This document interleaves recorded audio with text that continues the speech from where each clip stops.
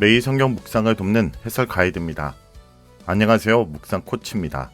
함께 읽고 나누는 말씀은 학개 2장 10절에서 23절까지 말씀입니다. 본문은 학개가 전달한 4개의 예언 중 세 번째 예언과 네 번째 예언입니다. 그동안 부정했던 백성들이었지만 이제는 복을 주겠다고 선언하시는 예언 및 총독 스룹바벨의 마음을 회복시켜주는 예언을 동시에 내려주십니다. 백성들의 마음 및 지도자의 마음을 깊이 만져주시는 회복의 은혜를 주시는 분이 바로 이스라엘의 하나님이시며 성전에 거하시는 하나님이신 것을 본문은 깊이 있게 증거하고 있습니다. 10절에서 19절은 세 번째 예언입니다. 세 번째 예언은 아홉째 달 24일에 주어졌습니다. 두 번째 예언이 주어진 후 약 2달이 지난 시점이었고 하나님은 새로운 예언으로 그들의 마음을 복돋우기 원하셨습니다. 이번에는 특히 거룩과 부정의 주제를 가지고 백성들의 마음을 움직이려 하셨습니다.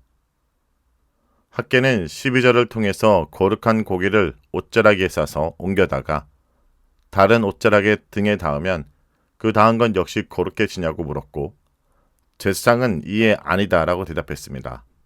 정리하면 거룩은 전염되거나 전파되지 않는다는 것입니다. 13절에서 부정의 전염성에 대해서 질의했습니다. 누군가 시체를 만져서 부정해졌는데 그가 12절에 언급된 기름, 음식 등을 만지게 되면 그것들이 부정해지겠냐는 질문입니다. 제사장들은 이에 그렇다라고 대답했습니다. 정리하면 부정은 전염된다는 것입니다. 거룩은 전염되지 않고 부정은 전염된다는 이 대조가 뜻하는 것이 무엇일까요? 바로 부정은 너무 쉽게 공동체 가운데 퍼지게 되기에 조그만 잘못으로 인해서 공동체 전체가 금방 타락하게 됨을 강조하는 것입니다. 학개는 14절에서 바로 이 점을 선언합니다. 포로 공동체 전체가 부정케 되었다는 선언입니다. 그들이 성전 건축을 하지 않았기에 그로 인해 모든 공동체 및 그들이 하는 모든 일까지도 다 부정으로 전염되었음을 드러내고 있습니다. 그 부정함의 결과 첫 번째 예언에서 언급되었듯이 백성들은 하나님의 축복 대신 저주를 경험하게 되었고 두 번째 예언에서 언급되었듯이 그들의 마음은 위축되었습니다. 그런데 이제 하나님은 이러한 백성의 부정함 자체를 다루시고 새롭게 하려고 시도하고 계신다는 것입니다. 그 내용이 15절에 이어집니다. 15절에서 19절은 축복 선언입니다. 학개는 15절에서 오늘부터 마음을 두라고 공고하십니다. 이 말은 과거를 돌아보란 뜻이 아니라 오늘부터 일어날 일에 마음을 두고 살펴보고 기대하라는 의미입니다. 그렇다면 오늘 즉 성전 주춧돌이 놓이기 이전에는 어떠했을까요? 그 내용이 16절에 나옵니다. 20더미를 얻을 것이라고 예상했다가 10더미를 얻었고 포도즙은 50을 얻을 것이라고 여겼는데 20을 얻었을 뿐입니다. 이것은 신명기 28장에 나오는 언약의 저주를 의미합니다.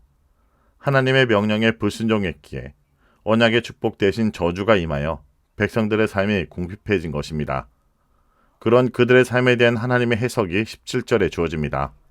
하나님께서는 기근과 메뚜기와 우박 재앙으로 백성들을 치셨지만 백성들이 돌아오지 않은 것입니다.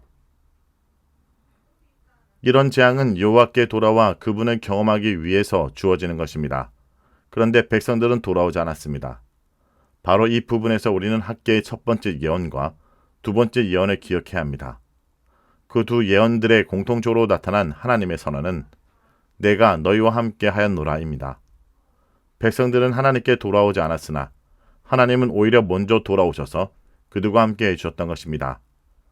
백성들이 그 은혜를 깨닫고 성전 재건을 다시금 시작하게 되자 이제 하나님은 세 번째 예언을 통해서 그들의 궁핍한 삶의 근원적 문제였던 부정함, 즉 죄와 불신앙으로 오염된 근본을 새롭게 변화시켜 주려 하시는 것입니다. 그 선포를 요약하면 너희가 이제 성전 재건을 시작했으니 내가 너에게 복을 주겠다라는 메시지가 됩니다. 18절에서 하나님은 오늘부터 일어날 일을 살펴보라 하십니다. 여기서 오늘이란 세 번째 예언이 내려온 아홉째 달 24일을 말합니다.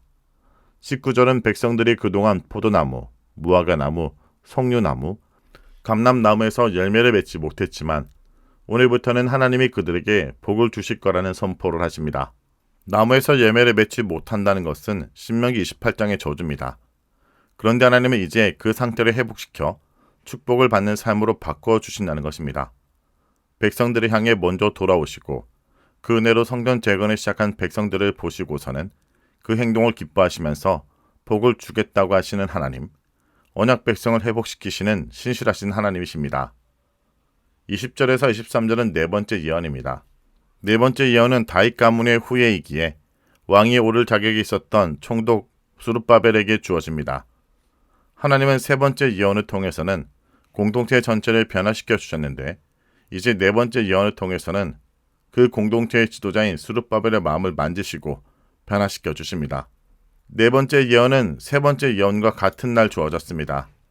아홉째 달 24일입니다. 하나님은 공동체가 은혜를 받고 변화된 그날, 지도자도 동일하게 하나님 앞에 변화되기를 진심으로 원하셨습니다. 21절에서 하나님은 스룹바벨을 향해 내가 하늘과 땅을 진동시킬 것이라고 하십니다. 이 말은 20절의 본론인데 하늘과 땅을 진동시키는 하나님은 그 능력으로 열방의 왕국들을 진동시킬 거라고 말씀하십니다. 특별히 그 열방들의 병거 및 그 병거를 탄 자들을 엎드려실 것이요. 그들은 서로를 죽이고 멸망하게 될 것이라 하십니다. 이런 하나님 말씀이 스룹바벨에게는 어떤 의미가 있을까요? 스룹바벨은 요아긴의 후예로 다윗 가문을 이어 왕이 될 존재였습니다. 그런데 그는 지금 열방의 제국인 페르시아의 총독으로 일할 수밖에 없는 상황입니다. 하나님은 그런 스룹바벨에게 페르시아 제국을 두려워하지 말고 성전 건축을 담대하게 수행해 나갈 것을 말씀하고 계신 것입니다. 하나님께서 페르시아를 움직이셔서 성전 재건이 문제없이 이루어지게 할 것을 약속하신 것입니다. 스룹바벨이 하나님의 이 선포를 들었을 때 큰 담대함을 얻었을 것이 분명합니다. 23절은 스룹바벨을 인장반지로 삼으시는 내용입니다. 23절에서 하나님은 스룹바벨을 내 종이라 부르시면서 그를 인장반지로 삼겠다 말씀하셨습니다. 인장반지란 왕의 손가락에 끼워진 반지로서 한국적 의미로는 옥새입니다. 그 반지에 도장을 찍어 왕이 문서에 결제함으로 모든 정책이 반포됩니다. 이 구절은 예레미야 22장 24절을 반추합니다. 예레미야 22장 24절에서 30절에 하나님은 고니야, 즉 요아긴이 하나님의 손에 인장 반지일지라도 빼어서 바벨론 왕 느부갓네살에게 줄 것이며 그 후손 중에는 다윗 왕위에 앉을 자가 다시 없을 것이라고 저주를 선언하셨습니다. 스룹바벨은 분명히 이 저주를 알고 있었을 것이며 그런 저주를 받은 가문의 후손이 유다의 지도자 노릇을 하고 있기에 성전 재건이 중단될 것이라고 여겼을 가능성이 높습니다. 그런 스룹바벨을 향해 주님은 내가 너를 인장반지를 삼겠다 선언하시므로 스룹바벨의 마음의 상처와 괴로움을 위로하시고 풀어주셨습니다. 스룹바벨은 이 말씀을 듣고 또 힘을 내어 성전 건축에 박차를 가했을 것이 틀림없습니다. 우리 하나님은 공동체뿐 아니라 공동체의 지도자의 개인의 마음에도 많은 관심을 가지고 계시며 그를 위로하시고 말씀으로 세우셔서 다시금 사용하기 원하십니다. 이 다윗 가문의 후손으로 오신 예수 그리스도 역시 그러합니다. 우리 하나님의 신실하심으로 인해 성전은 결국 완성되었고 우리 삶에서도 그 하나님의 왕국은 반드시 완성되고야 말 것입니다. 성도 여러분, 하나님은 온 세상을 흔드는 거대한 구원의 드라마 속에서도 작고 연약한 한 사람을 지목하여 그를 인으로 삼으셨습니다. 스룹바벨은 위대한 왕이 아니었고 그저 포로에서 돌아온 총독에 불과했습니다. 그러나 하나님은 그를 내 종이라 부르시며 왕의 권위를 상징하는 인을 세우셨습니다. 이는 우리에게 놀라운 진리를 가르쳐줍니다. 우리의 진정한 가치와 권위는 우리의 배경이나 능력에서 오는 것이 아니라 하나님께서 우리를 하나님의 것으로 인치셨기 때문입니다. 궁극적으로 이 약속은 예수 그리스도 안에서 성취됩니다. 예수님은 다윗의 후손이며 하나님 아버지께서 온 우주를 다스릴 권위와 영광을 인치신 진정한 이이십니다. 우리가 예수님 안에 있을 때 우리 역시 그분의 권위와 약속 안에 속하게 됩니다. 이제 우리의 삶은 실패의 역사가 아니라 승리의 인침을 받은 영원한 소유물이 됨을 잊지 말기 원합니다. 말씀을 놓고 기도하겠습니다. 주님, 학계 선지자의 말씀을 통해 우리 영혼을 깊이 돌아보게 하심을 감사드립니다.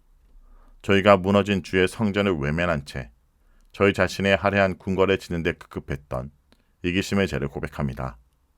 저희 열심과 노력이 하나님 앞에 부정한 것과 같았음을 인정합니다. 저를 용서하여 주옵소서. 주님, 오늘 이 시간, 오늘이라는 이 결단의 순간부터 저희 삶의 새로운 성전지대가 놓게 하여 주옵소서. 저희 마음의 중심에 다시 주님을 왕으로 모시고 주님의 뜻을 따르는 작은 순종을 통해 저희 삶이 축복의 사이클로 전환되게 하여 주옵소서. 세상의 권세가 흔들리고 저희 삶이 불안정하게 느껴질 때도 저희가 다윗의 우선이시며 영원한 인대이시는 예수 그리스도를 굳게 붙잡게 하여 주옵소서.